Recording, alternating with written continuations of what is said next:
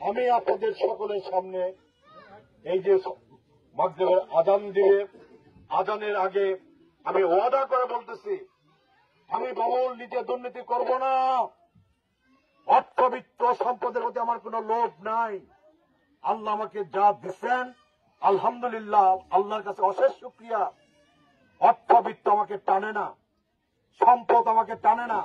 আমাকে টানে মানুষের খেদমত, আমাকে টানে সততা, আমাকে টানে নৈতিকতা, আমাকে টানে আদর্শবাদিতা।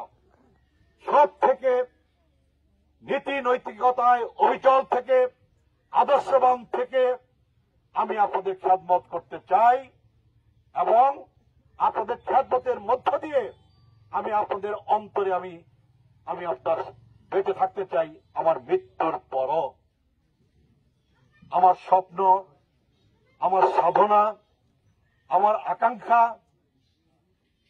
কেবলমাত্র আল্লাহর কাছে, যে আল্লাহ রাব্বুল আলামিন আমার এই মুরব্বীদের দোয়া কবুল করে, এই মুরব্বীদের ভালোবাসাকে সম্বল করে আল্লাহ পাক করে আমাকে একবার এমপি বানাও।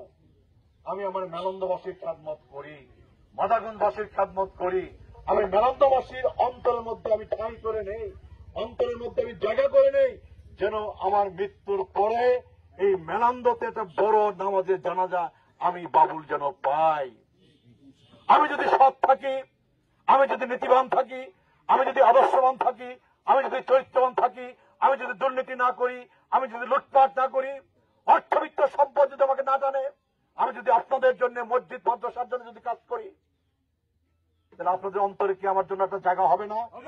এবং সেই জায়গা যদি আমি পয়দা করতে পারি, তাহলে আমার মৃত্যুর পরে মেলান্দতে আমি একটা বড় জানাজা পাবো না?